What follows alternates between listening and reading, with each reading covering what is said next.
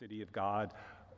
He's the one who really codifies in a lot of ways the idea of predestination.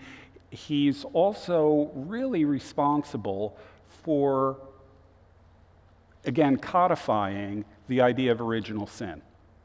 And original sin is really critical for us here, because the idea of original sin is, of course, that people are corrupt and corruptible, and as a result, as applied to politics, what this means is that your rulers can't be trusted.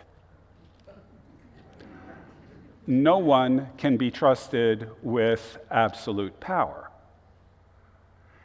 This means that government itself needs to be limited. And this idea of limited government actually goes back earlier, goes back to a guy that you probably don't think of as a political philosopher. His name is Jesus of Nazareth. Jesus was approached by some people, and they were trying to trap him, and they asked him if it was legal to pay taxes to Caesar. And so what does Jesus say? Well, give to Caesar what's Caesar's, and give to God what's God's. Now, what that means is that there are some things that are not Caesar's. There are some things that properly are only belong to God. Now, this might not seem too radical to us, but in the Roman Empire, the emperor was over pretty much every area of life. If there was a dispute within the cults, the religions in the empire, it was the emperor's job to mediate it. The emperor oversaw just about everything. And if you understand how the pagan world saw gods, this is why the emperor is considered a god on and off in Roman history. But the idea that there is something that God holds that the emperor can't touch, give to God what's God's, is a groundbreaking idea. And in fact, in the early church, the fundamental confession of faith in the early church was Jesus is Lord. In the Roman Empire, that is an inescapably political statement, because in Rome, Caesar was Lord. And it's because the insistence of the Christians that no, Caesar isn't Lord, Jesus is, that's why they get persecuted. It is primarily, if you look at the history of persecution, it's primarily because they refuse to burn incense to the emperor. They refuse to acknowledge the emperor's authority over all things. They say, no, there's someone else who's over the emperor. Now, when Christianity becomes legalized in the empire, it establishes the idea that there is something that is not under imperial control. It's the church. Why? Well, it's been 300 years, roughly, since the church started, and it existed as a minority, illegal, persecuted religion. That pretty much establishes that the church doesn't need the state, that the church and state are, in fact, different entities. And the interesting thing is that once you have one thing that is not under the emperor, it creates the possibility of other things that are not under the emperor. And so this is the beginnings of this idea of limited government. That's actually a Christian innovation. And Augustine, with his idea of original sin, explains why. You can't trust anybody with absolute power.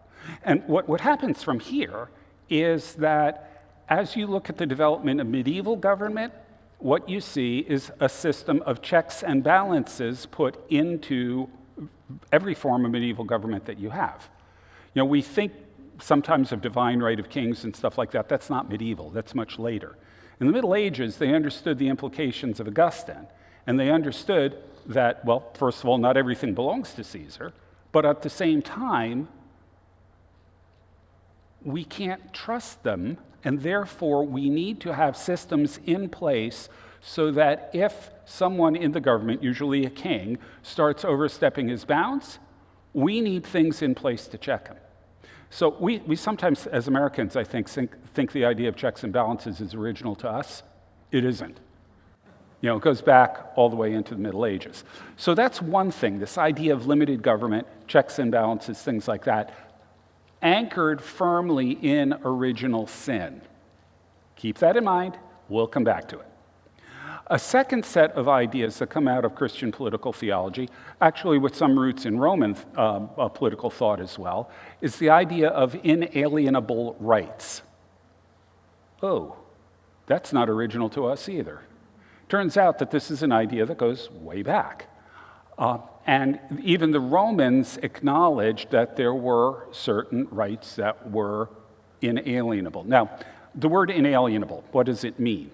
It means that no one can take away those rights, at least not arbitrarily. You yourself do not have the right to give up those rights. You are included in the people who are not allowed to do that. Okay? So the first of these that the Romans acknowledged and that Christians agreed with as well was the right to life. The idea here is, well, in Christian terms, God has given you life, therefore, it's in God's hands. It's a gift from God. God alone has authority over that. Now, God authorizes government in Genesis 9, verse 7, if I remember right. He authorizes capital punishment under certain circumstances, but that is under certain controlled circumstances. Under specific situations, the government has the right to take life in retribution for, well, murder. Okay. But aside from that, you owe your life to God, and therefore, you must do everything in your power to preserve your life, and by the way, you also can't take anyone else's. Now, there's a lot more that can be said here, but it's really interesting. If you read the medieval writers on this subject, they'll talk about the question of, okay, suppose you have been condemned to execution. Do you have a responsibility to try to escape? And the answer is that even if you have, the answer they came up with is, even if you have committed a crime that deserves execution, you have to do everything in your power to preserve your life. And the only thing you can't do is take the life of your jailer. But other than that, you have to do everything possible to escape, because you have an inalienable right to life, and it is your duty to protect it. Okay, that's the degree to which they considered inalienable. Even in a rather extreme circumstance like that. So you've got life. The Romans even recognized that one. The second one is liberty. Now, again, the Romans talked a little bit about this. The Christians are going to really develop this considerably further. But we have to understand what we mean by liberty. When I was in school, my teacher said liberty is an old-fashioned word for freedom. Sort of. It turns out that the idea of liberty has got a very specific definition. Liberty is the freedom to make choices and to act within the boundaries set by natural and divine law. In other words, for liberty to exist, there have to be boundary conditions that you cannot transgress. You cannot go beyond them.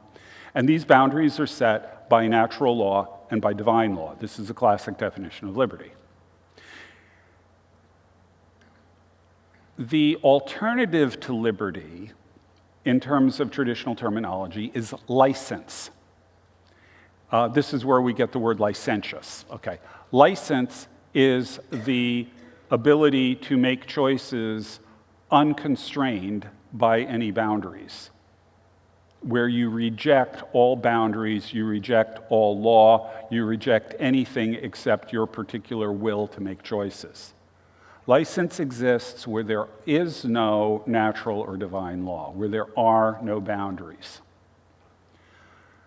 No political theorist ever argued, until probably fairly recently, that there was a natural right to license. They did argue that there's a natural right to liberty. Now, the reason why I want to highlight that distinction is that if you ask people today what they mean by freedom, mostly they're going to answer license. Mostly they're going to say, I can do whatever I want to do and nobody can stop me. That's the general idea of freedom we have today. This is a radical departure from the traditional idea of liberty. And in fact, it's an inversion of it. So these two, life and liberty, you've got some hints of them in Roman law, but it turns out that as you're moving through the Middle Ages, you've got Christians who are developing these ideas further and, again, insisting these are inalienable rights. Then you get the Franciscans. The Franciscans were a religious order that believed in apostolic poverty. They believed that they were being called, like what they envisioned the apostles doing, to give up everything, to not possess anything at all, to live simply by begging. The original Franciscans wouldn't even wear habits made out of whole cloth. They would get scraps of cloth, they'd pull up scraps of cloth that they pull out of garbage for all practical purposes and sew them together, and that's what they wore. They were supposed to live by begging, but they could not beg for money, they could only beg for food for the day. And then they'd beg for food the next day and so on. The idea being that you're now living by faith. And this is also supposed to promote humility and all kinds of other things. Okay, fine. The church wasn't really wild about the arguments of the Franciscans. They did approve the order, but the church is extremely wealthy. And you have all of this money, you've got all these buildings, you've got all these things, and the Franciscans are saying the holiest form of life is living in poverty. So the church got into a series of debates with the Franciscans over this issue, and the church's argument was rather interesting. They said, okay, you Franciscans, you agree that you have an unalienable right to life. Yes. That means you have an unalienable right to food, because you need food to sustain life. And by the way, the medieval canon lawyers argued that if you steal bread to keep yourself alive, that is a legitimate thing, because you have an unalienable right to life, therefore you must preserve it, and if you have to steal to do it, that's justifiable. Okay. But in any event, with the Franciscans, you have an unalienable right to food. The Franciscans replies, well, yeah, but we get food only to use it. We don't really own it, but we're just using it. The church replies, excuse me. You got the food, you consume it, it goes into you, and it's no longer there. Talk to me about how you're just using it and not owning it. So the Franciscans, they had to back off. And they began to argue, in a rather counterintuitive way, that there is an inalienable right to property, but that extends only to the absolute necessities of life. We can disavow any property beyond that. Necessities of life, okay, you got us there. But anything beyond that, we can give up.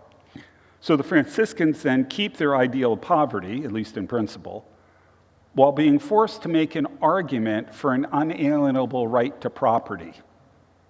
And so there we get our third of the three unalienable rights that we'll be talking about in a bit with John Locke. Now, it's worth noting that there is a really different way to approach this where you get the same result. Locke has got his own argument for a right to property, but I would just simply point you to Genesis. God gives humanity life. Okay? It's inalienable because it comes from God.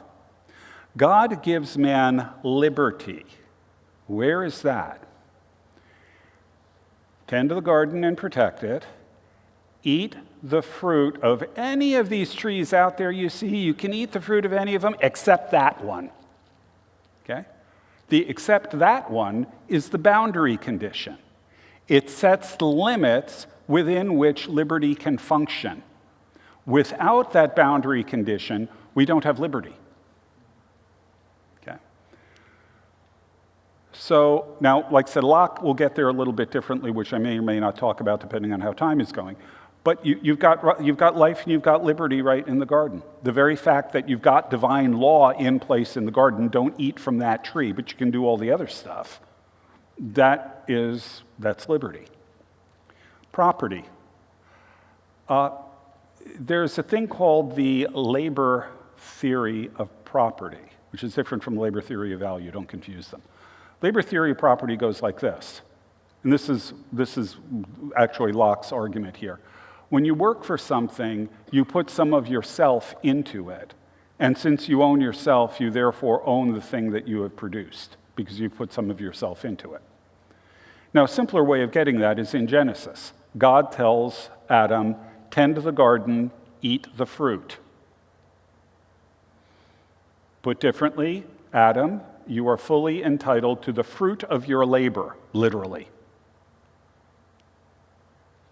So there is a right to property in the garden as well.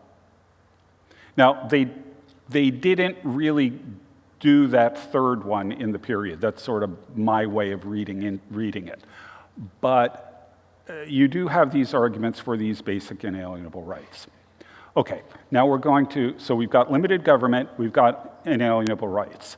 Now we need to move to the Reformation for another stream that becomes really important here.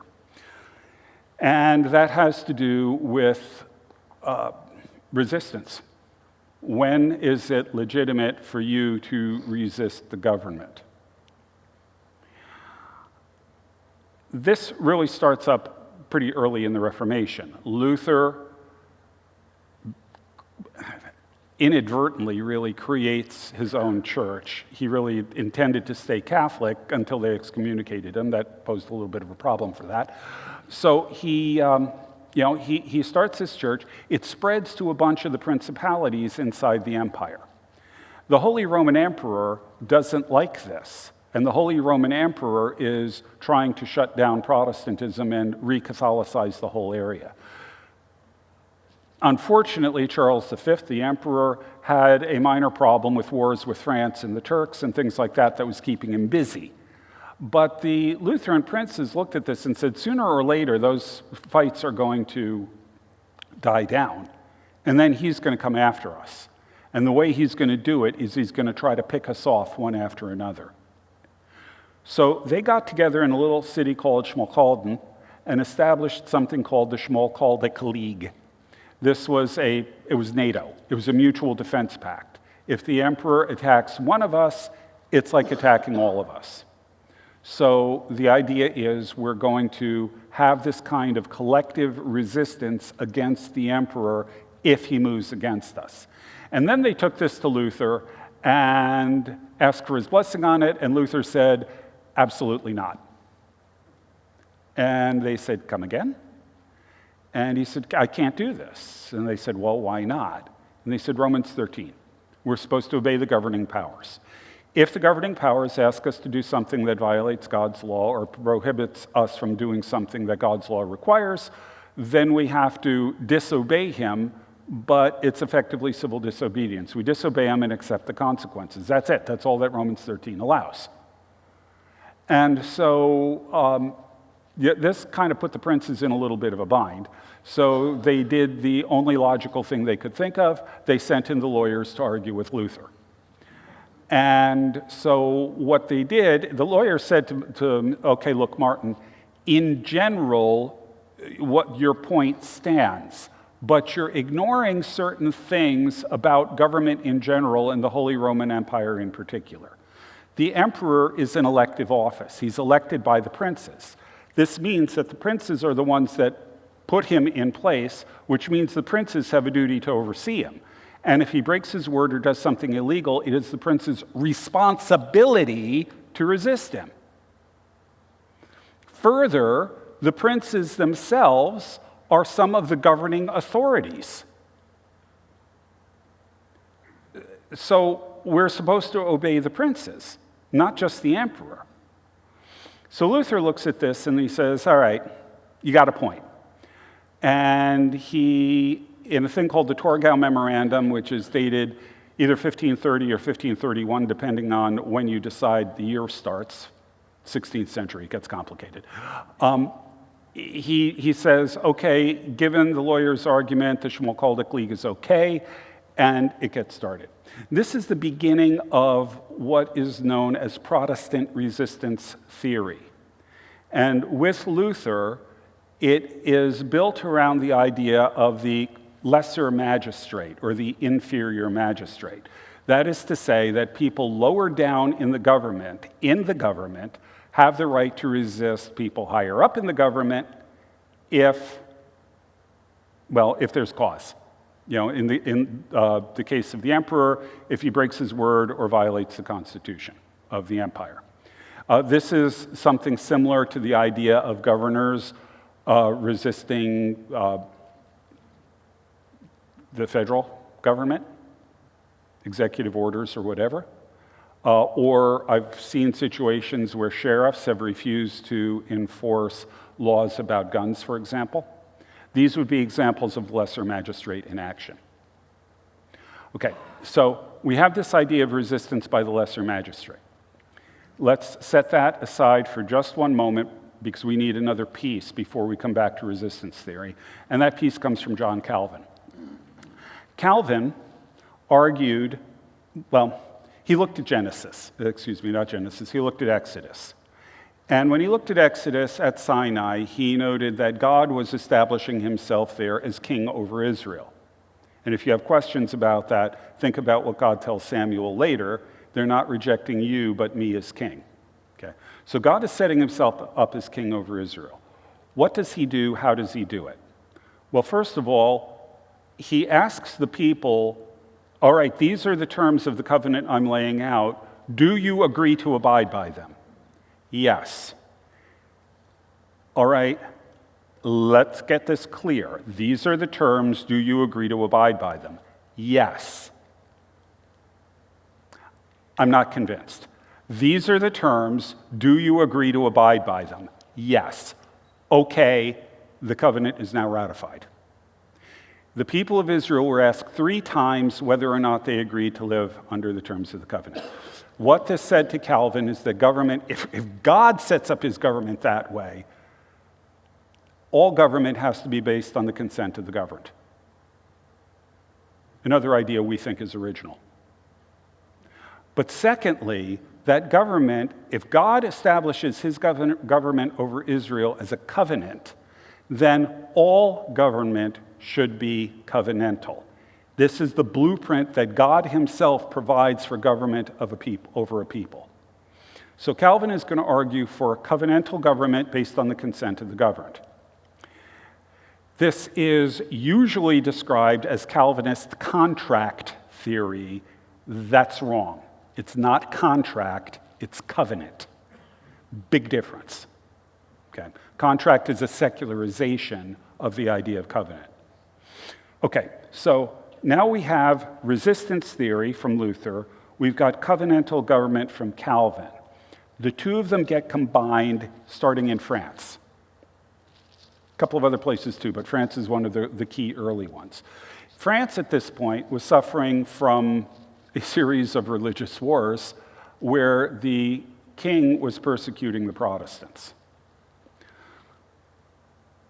I'm not going to go, I did my doctorate on this period of France. I am not going to go into detail. No. But the question comes up, when is it legitimate to resist the king? And the answer that they come up with in a work like the Vindicia contra Tyrannus, done by Junius Brutus, which is a pseudonym for somebody that we're not sure of. But the idea here is that God establishes 2 covenants. And again, there's precedent for this in the Old Testament too. The first covenant is between the king and the people on the one hand and God on the other. where they agree to be God's people. The second covenant is between the king and the people themselves. Okay, so it's a bicovenantal structure. One covenant is between the king and the nation, call it. The other is between the king and the people that determines how the government is going to work. Okay, so there are those covenants. Now, when the king violates either of those covenants, then resistance is okay. Resistance is justified, it is permitted, as long as it's done through the lesser magistrates. So the French are continuing to insist on lesser magistrates coming from Luther, but they combine it with Calvin's idea of covenantal government. So when the king violates his covenant with either God or with the people, then the lesser magistrates can rise up and resist him. And by the way, when we talk about resistance, we're talking guns. Okay, we're talking about actual violence in these cases. Okay, so now we've got that. The same idea of resistance anchored in covenant becomes sort of a common thing among Reformed Protestants, except for one major change that occurs in Britain. In England and Scotland, the argument starts developing like this. Well, wait a minute. The covenant that the king has is not with the lesser magistrates, it's with the people.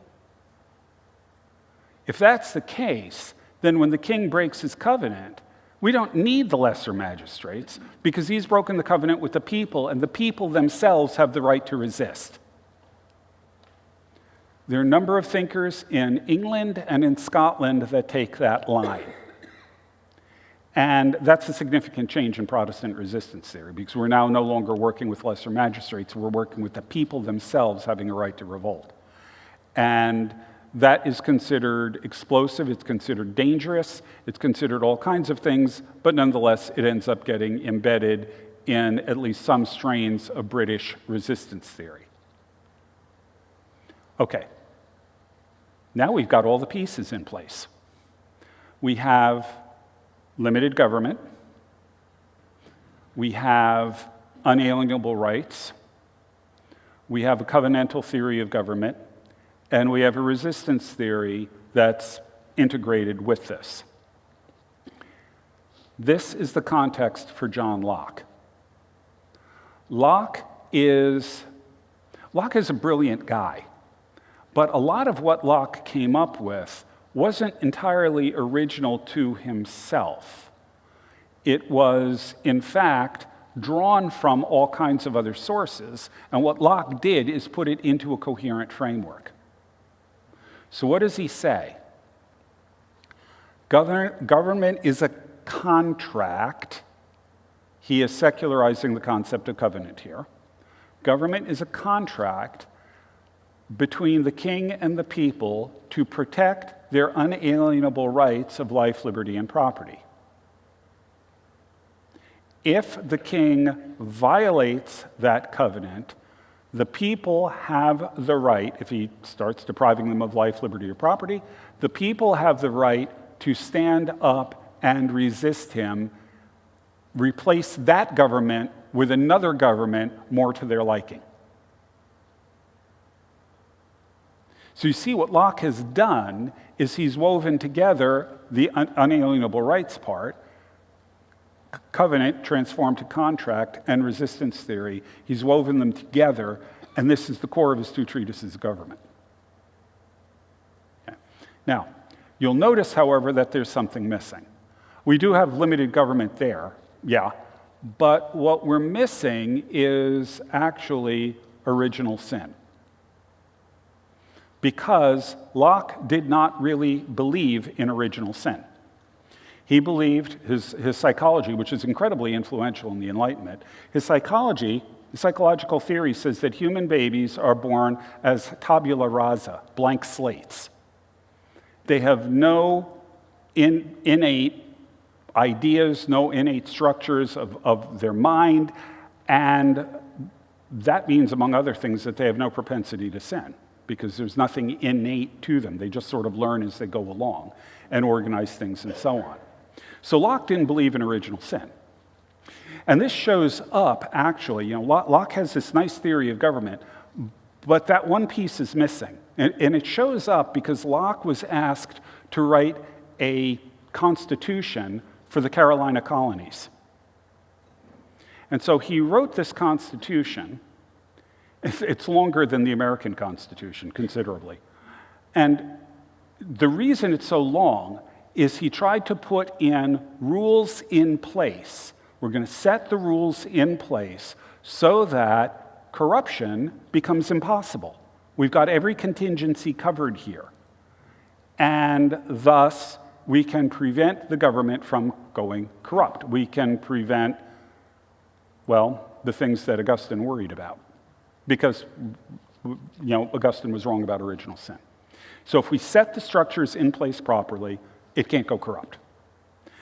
Locke underestimated, among other things, people's ingenuity. There's an old saying, it's impossible to make anything foolproof because fools are so ingenious. The same thing applies when it comes to rules. There would always be people who will find ways around the rules, or they would just ignore them altogether. Locke didn't take any of those things into account. Okay, so how does this affect America and the American Revolution? Well, in the Declaration of Independence, if you want a summary of Locke, just read the preamble to the Declaration of Independence. It is absolutely straight out of Locke. Read it with the original punctuation. That's kind of important because somebody early on substituted a period for a comma, and it changes sort of the flow of the thing.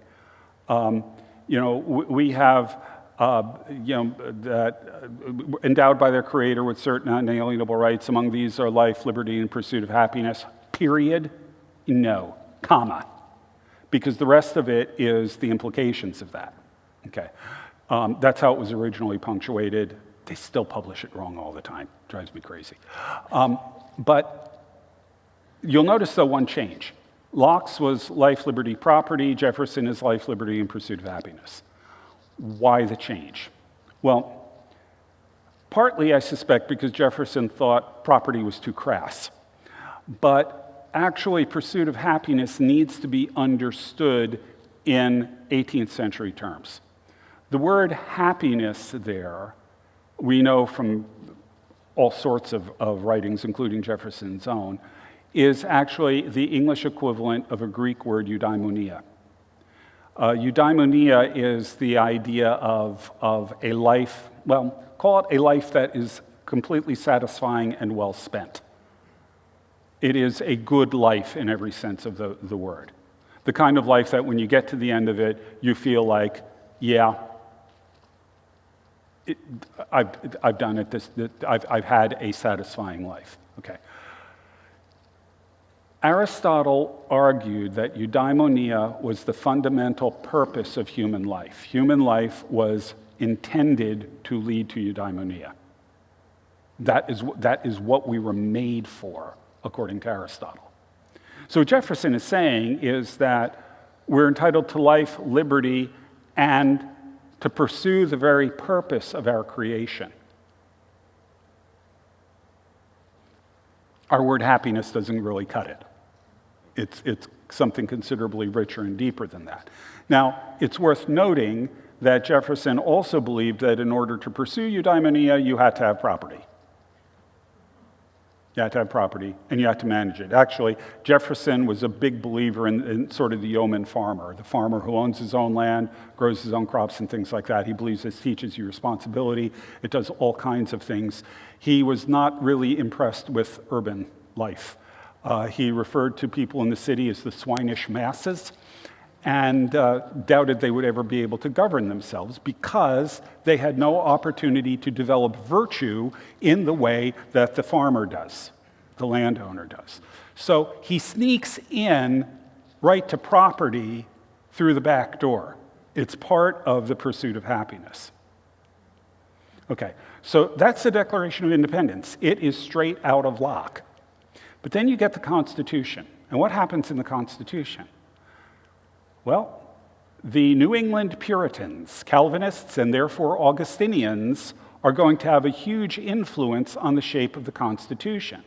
The Constitution is shorter than the Carolina Constitutions, for a couple of reasons. One of them is they knew that human corruption being what it is, you cannot set up rules that will prevent corruption from occurring. They were well aware of that. But then they also decided that there's a way that with systems of checks and balances, you can use human ability or human desire for power and self-aggrandizement, you can use it for your own benefit. So what we're going to do is we're going to set up three parts of the government, not the branches the way we think of it, but three parts of the government. And this is actually coming out of Aristotle, which I'm not going to get into. You've got the House of Representatives that represent the people. You've got the Senate that represents the states. And you've got the presidency. If you want the technical terms, the presidency is the monarchical principle, the Senate is the aristocratic principle, and the House is the republican principle. Okay, these are the three principles of government in Aristotle that are positive. And the idea is that each institution will pursue its own self-interests, because this is the essence of corruption.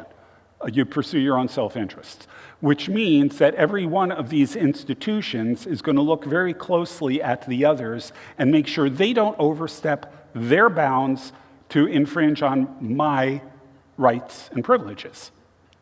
So you're going to use self-interest in your favor. The self-interest of each institution will prevent any other institution from overstepping its proper boundaries.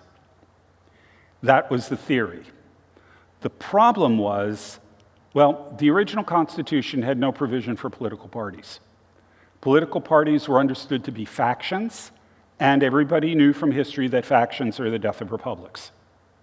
So originally, the president was the guy who got the most electoral college votes, and the vice president was the person who got the second most. Trump-Harris. Now, knowing what I do about history, this looks like a formula for assassination. However, they figured out pretty soon that you needed to run a slate of candidates, president and vice president, together, so that's what ends up happening. And lo and behold, political parties emerge almost immediately. And the problem with political parties, and they knew this, but the problem with political parties is that your allegiance is to the party, not to the institution. And thus, the system of checks and balances no longer works. Because now you have allegiances that go President, Senate, and House together, or maybe just Senate and House or something like that, rather than people being focused on my institutional prerogatives. And that was exactly the thing they feared, and that's the way our government operates today. Okay, so the point here, though, in any event, is that what we see in the Declaration and the Constitution is in a lot of ways the culmination of a long process of Christian political theology being brought together and synthesized into a system. It is very, very much anchored in the tradition of Christian political thought. Then we jump to France.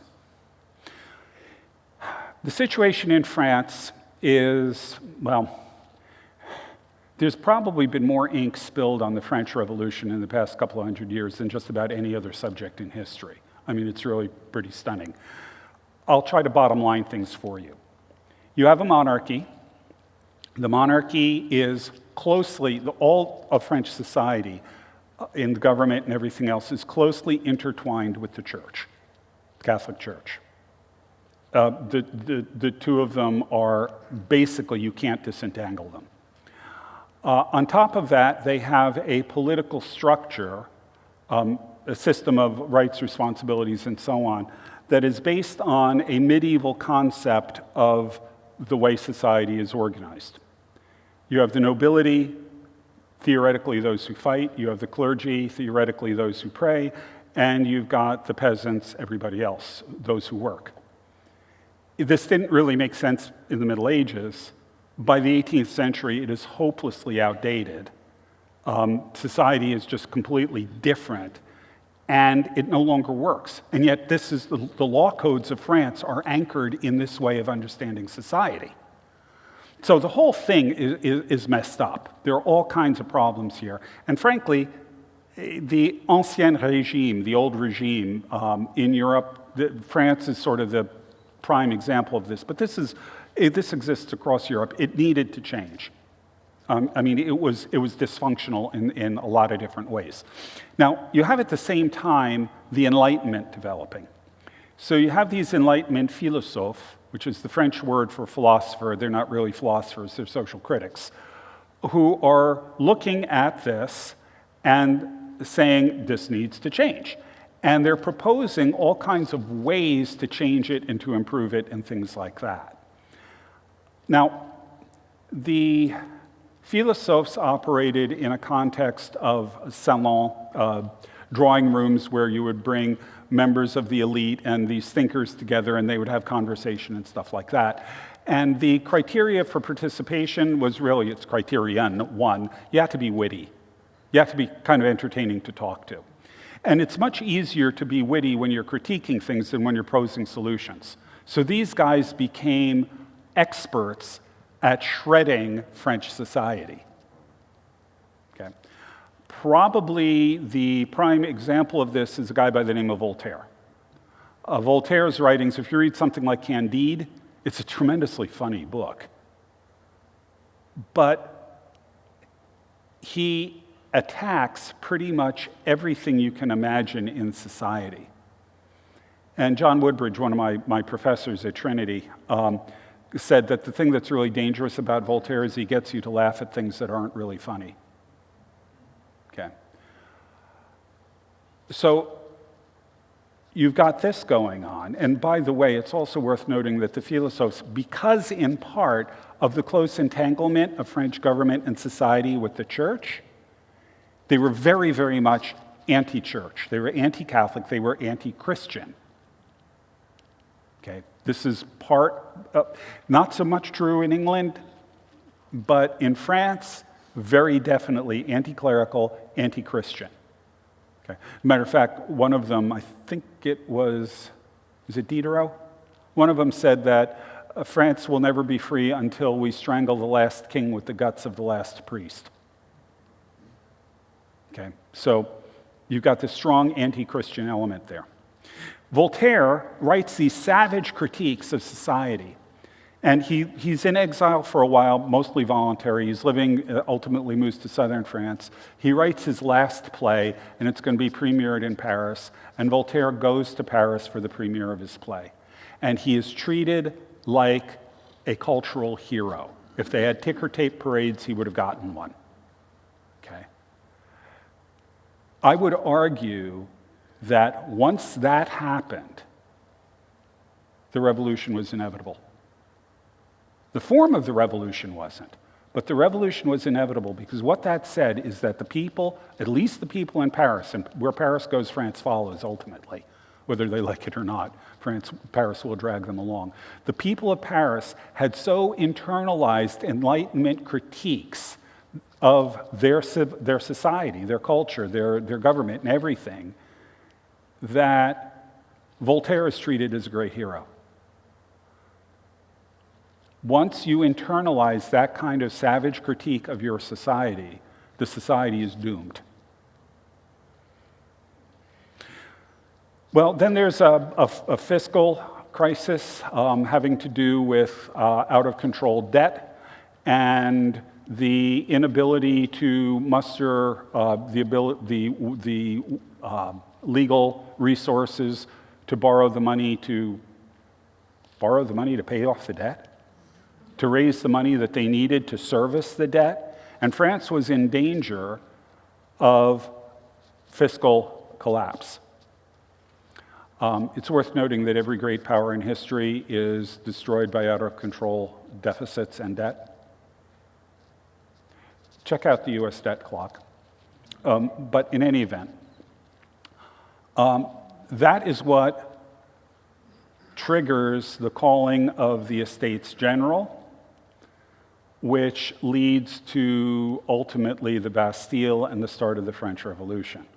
And initially, you had rather moderate revolutionaries in place. They wanted to establish a constitutional monarchy and things like that, except there were two problems. First of all, the monarch, Louis XVI, agreed and then kind of betrayed the revolution and didn't really play ball with them.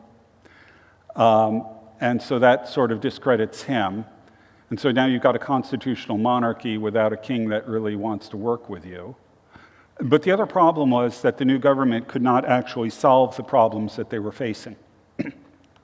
The fiscal crisis, the economic crisis in the country was so severe that they couldn't solve it. They tried different sorts of things that resulted in runaway inflation, all kinds of things like that. And then the revolution moves into its next phase, the terror. Okay. Now, I'm going to bottom line this for you here. The French Revolution, we've got all this sequence of events, all these moving parts. But the key to understanding the French Revolution has to do with the Enlightenment philosophes. They're the guys who provide the ideological foundation for it. And one of their key principles is secularism.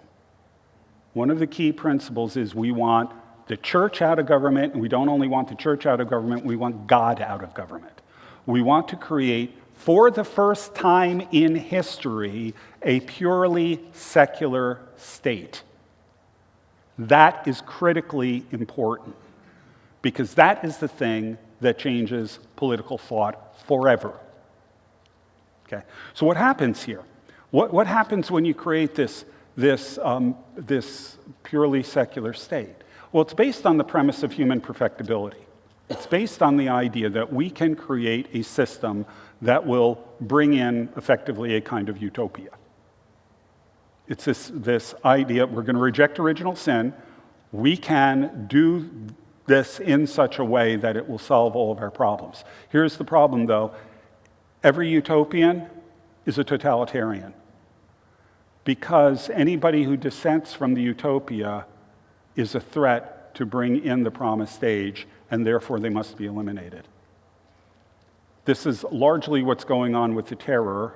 The other part of it is just simple envy and a host of other things. But actually, it's primarily people who are seen as counter-revolutionaries. There's the war in the Vendée that nobody talks about. Creating this purely secular state killed over 250,000 Frenchmen during the course of the revolution, and that doesn't include those killed fighting in foreign wars. This is what happens when you get a purely secular state. Because there are no transcendental values or anything like that. And, well, here's the problem. The French Revolution, as I said before, changes political science. It changes political theory. Up to this point, we had all of these variations of different forms of Christian political philosophy, Christian political theology. Like I said, we get the culmination in the American Revolution and the Constitution, although even there we're starting to see a bit of secularization creeping in. French Revolution cuts all of that off. There's no more really significant Christian political theology shaping anything politically. Instead, secularism becomes the order of the day. And all political theory since then has been based on the idea of a secular state. And the effect of this is revolutions, well, Napoleon sweeping across Europe, ending in 1815 with Waterloo. But then there are revolutions sweeping across Europe in 1830, another set of revolutions in 1848. You get all kinds of chaos and disruption, all of it inspired by the French Revolution, as well as a guy named Karl Marx who sees the French Revolution as a prototype for what's to come. Every Marxist revolution is a descendant of the French Revolution. And all of these other revolutions that destabilized the European continent are descendants of the French Revolution. Now, like I said, the system needed to be changed. And there are some positives, being fair, there are some positives that come out of it.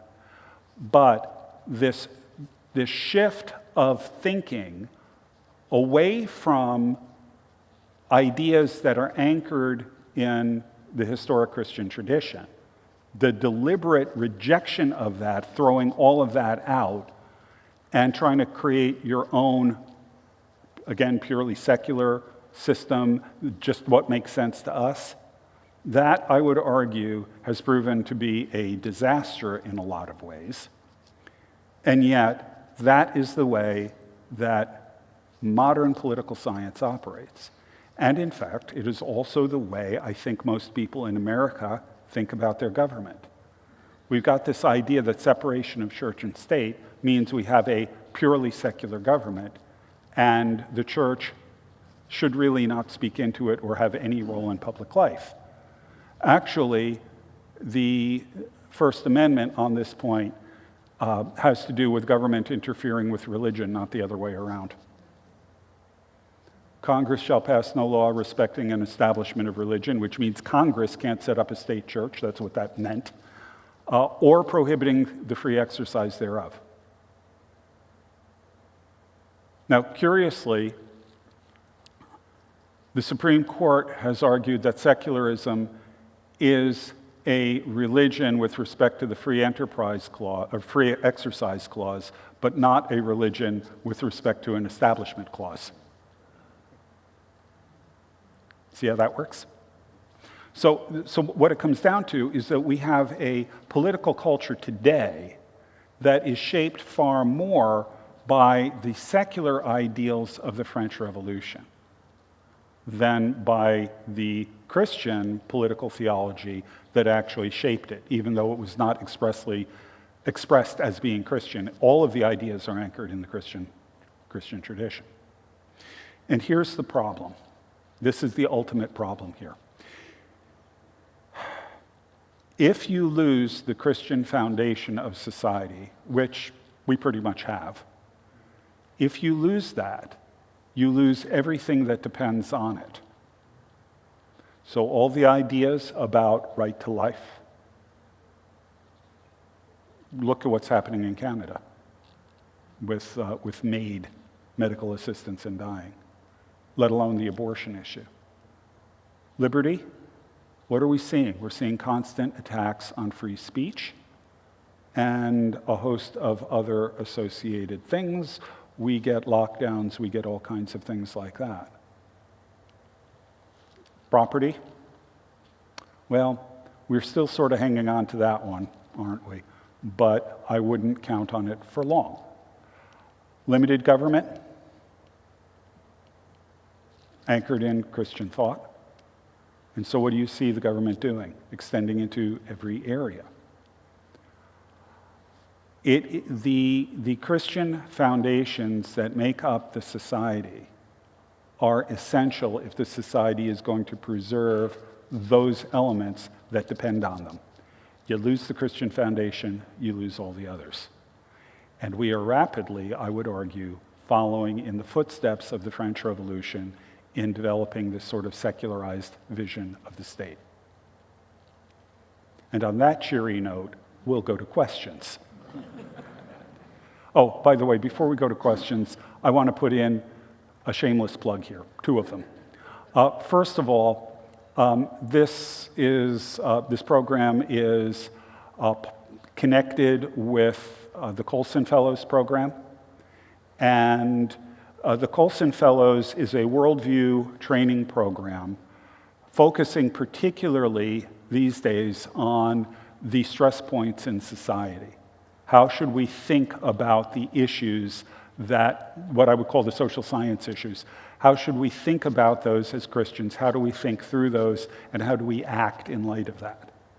That's one of the reasons why the political conversation here is happening. It is a fabulous program. It is a lot of work, but I think if you ask anybody who's gone through it, they'll tell you it's really worthwhile. So there's a sign-up sheet for information outside, I believe. Definitely check it out. Take a look at it. It is really a great program. And I'm not just saying that because I've been teaching in it since it started. It is genuinely a great program. That's why it is great. Yeah. Well, the other thing, though, that I would like to, this is the more shameless plug here. If you're interested in my work, I have a 501c3 called Every Square Inch Ministries.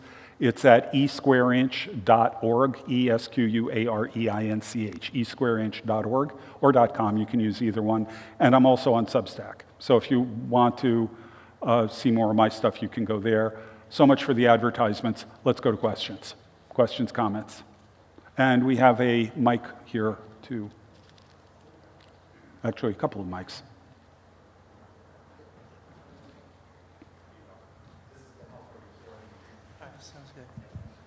Okay, as Christians, of course, our kingdom is a different kingdom. So, we're not invested or totally invested in what's going on in government. But we're spectators, and we also participate in that.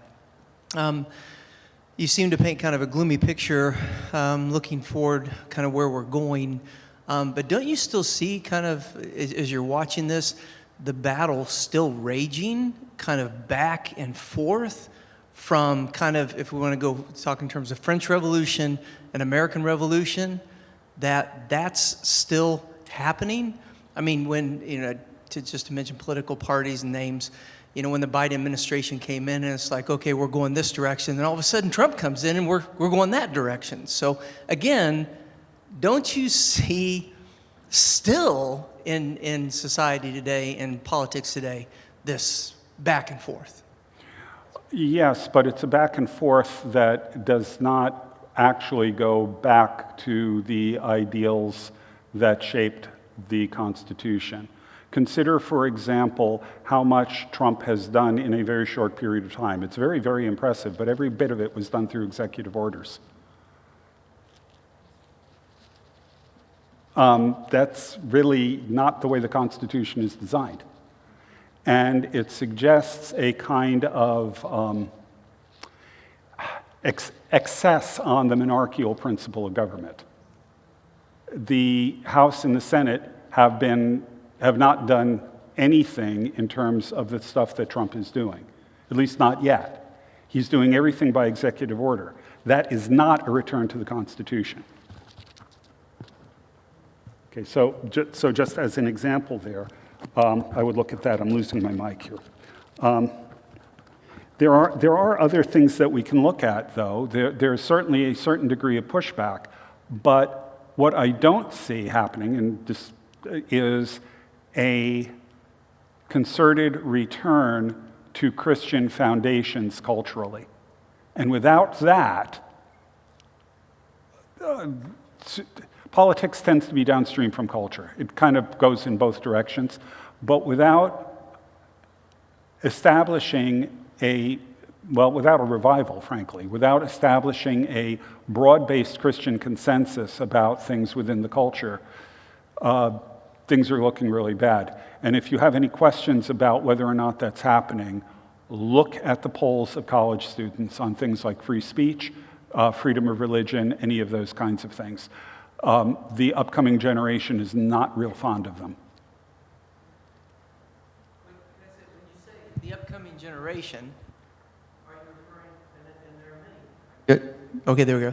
When you're saying the upcoming generation, I mean, generations are different, right? So you're getting with the millennial generation was much different than what I was with, Gen X. Trust me, I'm a boomer. I understand. Yeah. Okay, and Gen X was different than the boomer and their kind of philosophy. And I realize this is a general way of looking at it, but it seemed there's just so much change, and we can't know where things are going.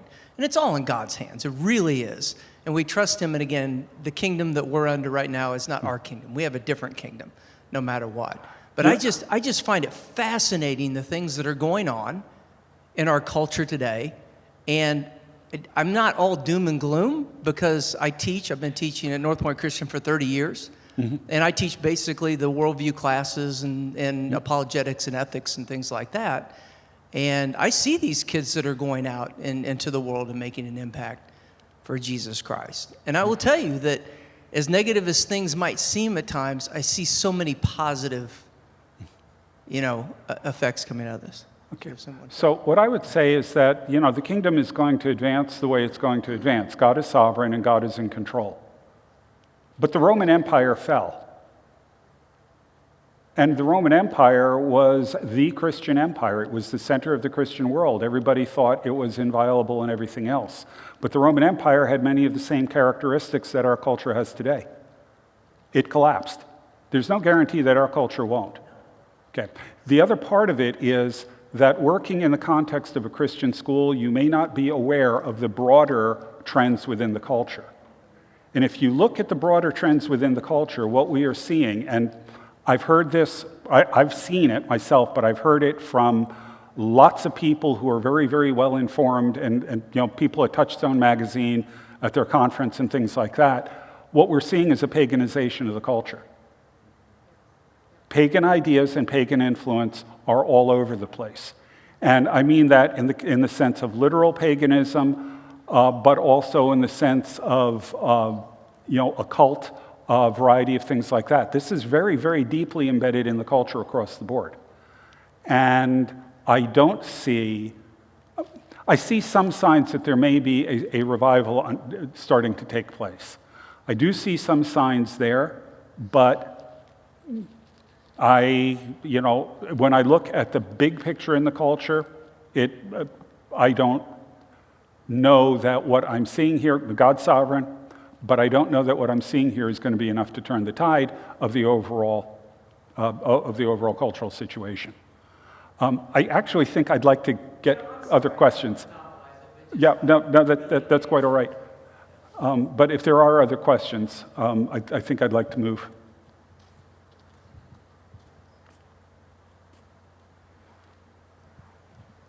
Could you clarify what you said about the Supreme Court and the distinction between the free exercise and the Establishment Clause? I've heard that before, but I just need to have that clarified, if you could, please. This was decades ago, when there were challenges to the teaching, particularly in schools, of secularism, materialism, those kinds of things.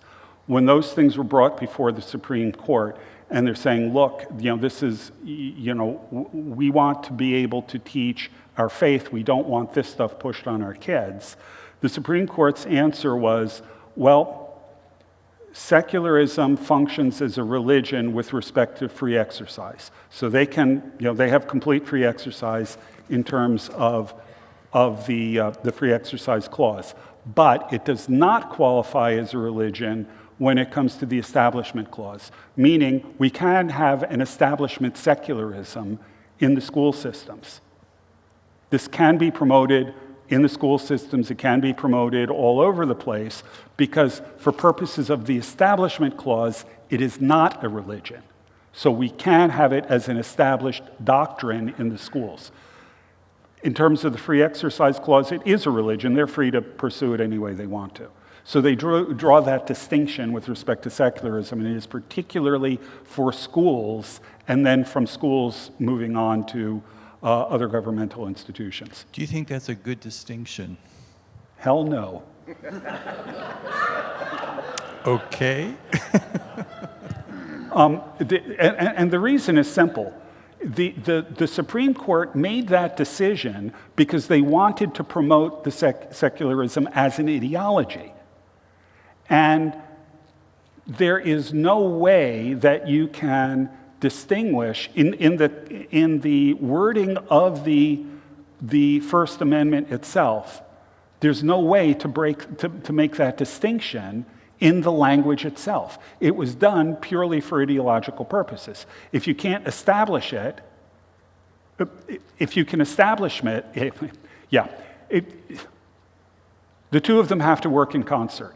That was the intent, and yet the Supreme Court ignored that because at this point the Supreme Court was operating under the principle of a living constitution, that it can be changed, that it can evolve. Evolve is a key word here, all of these kinds of things. And so we can make decisions on the basis of really spurious arguments to allow the culture and the society to evolve properly and to completely change the intent and meaning of the words. That's the philosophy that they're operating under. And in order to get the result they wanted, they had to completely distort the meaning and the intent of the amendment. And I think that's not playing fair.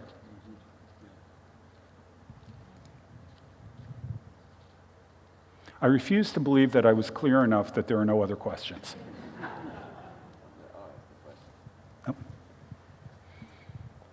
So to distinguish, well, for one, I'll say that I'm a teacher in a public high school for 22 years, and I see quite the opposite, so as what you were saying. Yeah, I was in a university. Yeah. But so you're saying that basically the main difference between the French Revolution and the American Revolution is that the American was based on the idea of original sin, and that we have to separate the branches of government and these types of things. But we are hacking away at those roots. Right. And I guess, do you see a route back to where, with our current system, do you see how we could potentially change the tide?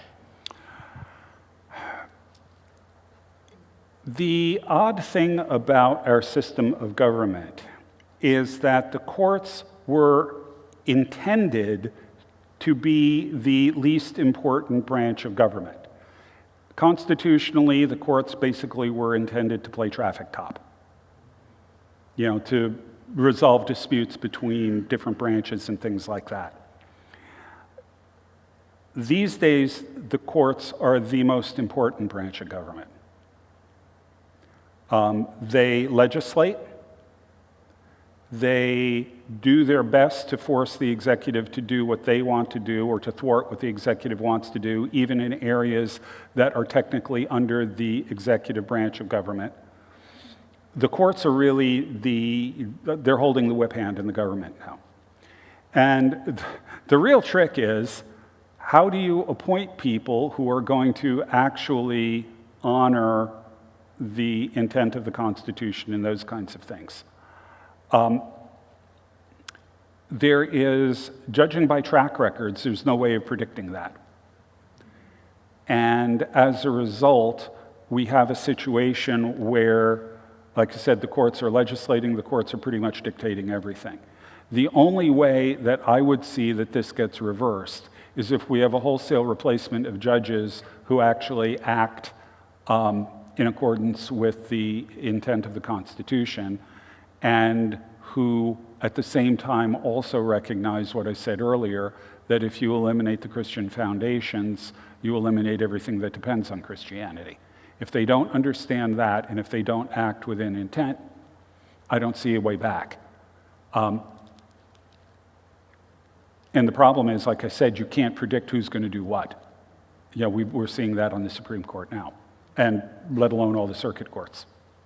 So it seems to me, given the realities of our situation now, it has to work through the courts, unless there's a way of reining the courts in, and I'm not sure how that will work, because the courts will declare whatever laws they decide are unconstitutional, they'll declare them unconstitutional. So if you pass a law that says the courts can't do something, the courts can say, sorry, that's unconstitutional. What do you do then?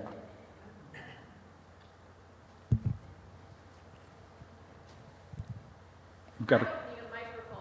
I'll go first. Oh, okay. I'm loud, I don't need a microphone. But don't you see all of this that's happening as a decline in teaching? I just feel like with great inflation and all kinds of other things, no offense to the teachers here, we're educators also, but I feel like it's just people don't understand this. They don't. It's like been left out completely. This not teaching religion. Yeah, you can teach religion in the public schools, but somehow we've become so afraid of it. I mean, it's how we've established our very government. But I know the secularists will say, oh, no, it had nothing to do with it. And clearly, from what you said, that's not true. Okay, now we have to deal with yet another movement, and that is the New Left coming out of the 60s and 70s. These guys are, well, today the term would be cultural Marxists. They're the people who created the term critical theory. They're also the people who created the term sexual revolution. They're the ones who really put a focus on identity politics and inserted that into American culture.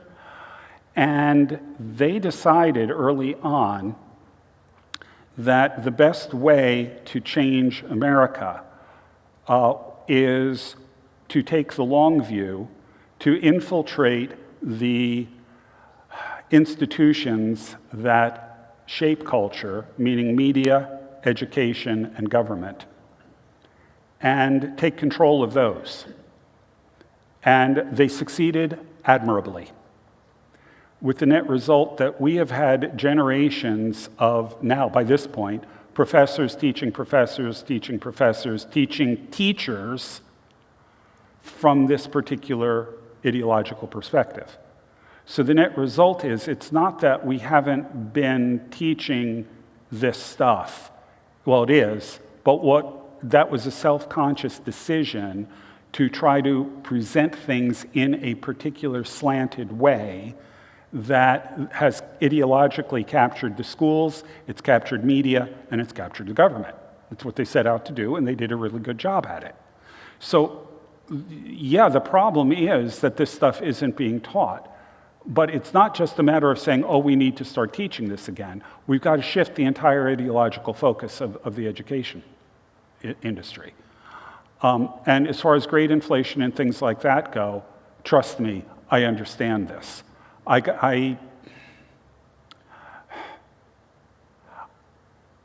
The students, I mean, all right, every college professor will tell you the students now aren't as good as when I first started. Okay, everyone tells you that. And as a matter of fact, that goes all the way back to the Middle Ages. You've got professors complaining about this. No joke. Okay, but what I can tell you is that in my 27 years teaching at Central Connecticut State University, by the time I was done, what I was teaching in my advanced history courses was not a whole lot more in-depth than what I was teaching in my survey classes when I started. And it's not because I got lazy. You know, we're facing, you know, you're right, we're facing a crisis in education, and you want to know when it's really going to get bad? Now. AI is going to utterly destroy education. It's just going to happen. The only alternatives are, I would argue, classical schools and private schooling, some private schooling, homeschooling, things like that. Because keeping the AI out, I don't see how it can practically be done. And Quick people are tip. going to subcontract out their thinking to the computer. You can bully AI, because I have done it, and like it'll give me an answer to something, and I'll say, well, hey, but what about XYZ? And he'll say, oh, Yeah. good point. You're Yes. right, you know. Yeah, you can do that, and I've gotten into arguments with AI 2 and 1. But how many people are going to do it? How many of your students are going to do that when they say to AI, write me an essay on this, and write it at this grade level so that they won't know you wrote it? You can do that now. Just a quick answer. Do you see hope that there is going to be some level of proliferation of schools like University of Austin? Yes. I think that there are, the counter movements are there, and COVID actually helps. Yeah. Because people actually saw what was going on in the schools. But University of Austin, I would add New St. Andrews is another good one, growing out of a classical Christian school that turns into a classical Christian college. There are a number of these things, the growth of classical education, things like that. I'm a big fan of classical education. The growth of that is a hopeful sign. However, the percentage of students in those schools compared to everything else is very small. Maybe it will be enough seed to, maybe these people will be the ones who will emerge as the new elites who actually start running things because they actually know how to think. That's my hope. That would be where I would put the hope in terms of this world. The actual hope is in Christ. And like I said, the kingdom doesn't rise or fall on America. And our allegiance, as was pointed out before, has to be first to our King. So, since not every one of us are teachers, and most of us probably won't be politicians, what can we do in our everyday lives, in our circumstances, all of that stuff, to help bring hope to others and help transform this culture in a way that will maybe one day lead to being able to go back to what we need to in terms of following the Constitution the way it was written? Okay. The first thing I'm going to say is pray. Because, all right, according to a Barna survey that I read about, I haven't been able to track it down in Barna, the average Christian prays 2 to 4 minutes a day. What that demonstrates is we don't believe in prayer. Because if we did, we'd do it more. So we need to take seriously the significance of prayer. Beyond that, we also need to take seriously that God has called each of us into a particular situation in our lives. If you are a plumber, your calling in terms of restoring the world the way it should be is going to be really different than if you're a journalist. You're both working on restoration, but you're going to be doing it in different ways, and it really depends very much on your specific calling. I would argue that, again, this is one of the things that I think the Colson Fellows Program is really good at in terms of helping you think these things through. What does it mean to live out a fully or biblical worldview in your own situation? That's a really good guideline there. But one of the books I wrote with a missiologist called The Kingdom Unleashed. It's about the explosive growth of the church in the global south and what we need to learn from it. Okay, and I bumped into Oz Guinness. Oz was speaking at an event at Gordon Conwell, and I went there and I said hi to him, and we know each other, so. He asked me what I was working on, and I was working on this book, and I told him what I told you. The church is growing, exploding in the global south, and it's not doing it here, and I'm looking at the reasons why. And he looked at me as Oz, only Oz can do this. He looked at me with this look that said, "You idiot." But the words that came out of his mouth were much gentler than that. It was, well, they have a supernatural worldview.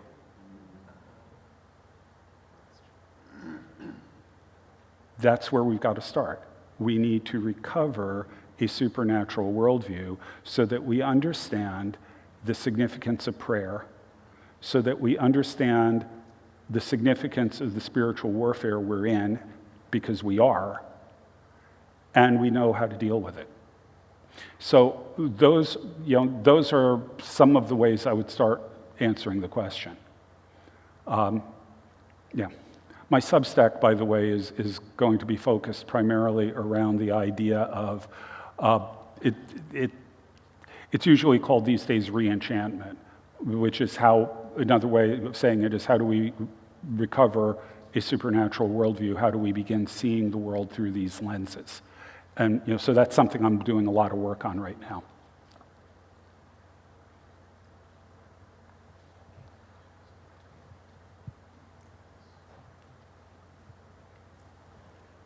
In the early 1960s, I was in the military and had a little bit of time on my hands. I went to the library. People put their textbooks in the library. That's where they got books from. And I learned about communism from communists, not from people writing about communism. I read Mao and Che Guevara and Marx and so on. I want to say that some students or some young people can actually think for themselves, and I was not turned by these people. I could see why it was attractive to some people, but it was not attractive to me. And when I got back out of the military and got back to college and saw all this stuff happening on campus that was right out of the textbooks, and I am frankly quite surprised that Marxism hasn't made more progress in our society. Now, it has made huge progress. Both political parties are much infused with it, but I'm just surprised that we haven't gone farther than we already have. Yeah, there are a lot of Marxists who are surprised at that too. But I think that the way Marxism makes its inroads, and again, this has to do with the idea of cultural Marxism. Not a term I really like a whole lot, but it's a reasonable one. The Marxists were asking the question in the 1920s, why hasn't the proletariat revolution occurred? And their conclusion was basically worldview. You know, that the bourgeoisie controlled the way people thought. And therefore, what needed to be done is we needed to break down the bourgeois worldview. And that included breaking down family, because family is the basis of bourgeois society, so we've got to attack the family. And so, well, what do we see? If you talk to my students, all right, an example.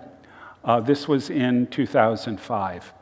I mentioned casually in class that I'd been married for 25 years.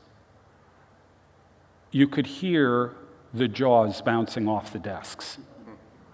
And one of the students in front looked at me and said, I've never met anybody that's been married for 25 years.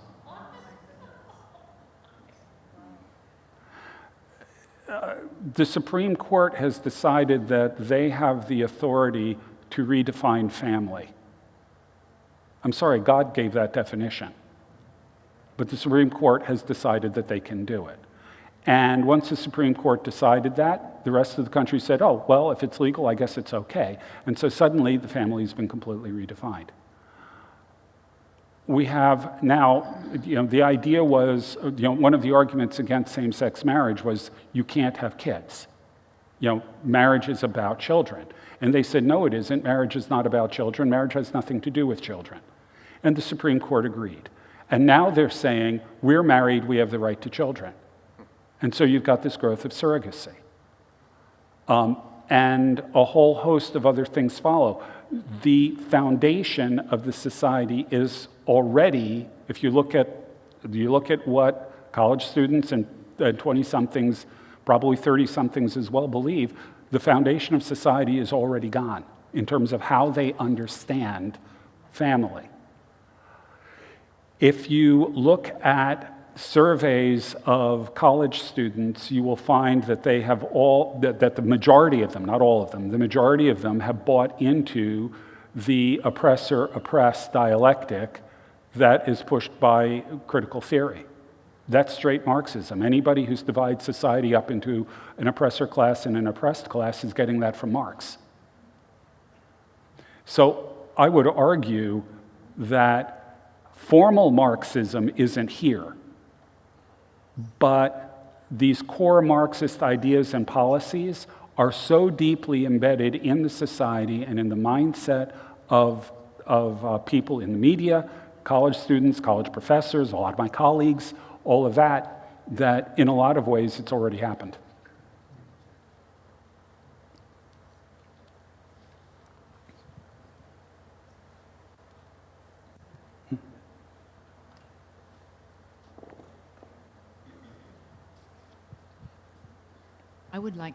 I would like to add that it's also in the church, because this Marxism has already put its tendrils in the church across this country and globally. You know that as well. That's what I learned in Colson. And prayer supersedes, absolutely. But we also have to be strong and be able to call out the false teaching and call out the false teachers. Paul, under the inspiration of the Holy Spirit, told us to call it, and we need to do it more and more and more. What's the issue? What's the biblical, what does the Bible say to that? Because what I'm seeing, and Varna just released the latest statistic on this, I think over 63% of the people that they just surveyed are now saying that they don't believe in absolute moral truth. They are believing on whatever you feel inside. Just do it. That's the truth that we're now doing. And even those that are saying that they hold to a biblical worldview are not even, they're now beginning to waffle even on their stand of the Holy Spirit. So we are truly in tumultuous waters in the church. And a lot of churches will not even teach foundational truth, God's never-changing word, and people now are going on to man's ever-changing word. So we're wondering why we're crumbling in the country, because people don't know the word of God. Yep. Listen to Breakpoint on Tuesday. Pardon me? Yes, this coming Tuesday. Listen to Breakpoint this coming Tuesday. It's about, this coming Tuesday is the 1700th anniversary of the start of the Council of Nicaea. And Breakpoint, if they do it when they're supposed to, on Tuesday we'll be talking about that. And one of the things that's important about the Council of Nicaea is it clarified the biblical understanding that Jesus is actually God, not something less than God. A Ligonier survey in 2022 among evangelicals, self-described evangelicals, I forgot the exact number, but it was over 40% of them basically said Jesus was a good teacher and that's about it. You know, I mean, you're right.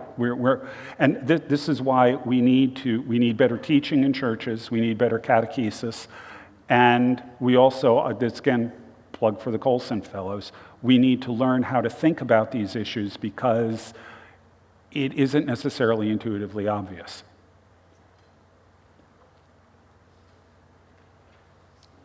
All right, I think our time is up. We want to thank Dr. Sunshine very much. So if you would join me in thanking him. A couple of observations and comments that I have in closing as you think about the Colson Center. The purpose is not that as Christians we are going to usher in the kingdom. We don't know what the future of this country is, but as individual believers, we are called to be faithful witnesses. And in a world that has become much more secular, it's to be a cultural apologist and to bring a Christian worldview is where we have the opportunity to share the gospel through analyzing and critiquing our culture, including an understanding of the past, this historical perspective, as well as a supernatural appreciation for the world that we live in, and to recognize the God that we serve and the Savior that He has provided for a sinful world. So that's part of the training that's made available. It's been very grateful. We thank you for Steve for being our first, our fellow to allow us to launch. Sharon and Dave Hemingway have facilitated the second cohort. We have guests from the cohort at Bridge Bible Church in Norton Shores this evening. And I know some, yes, thank you.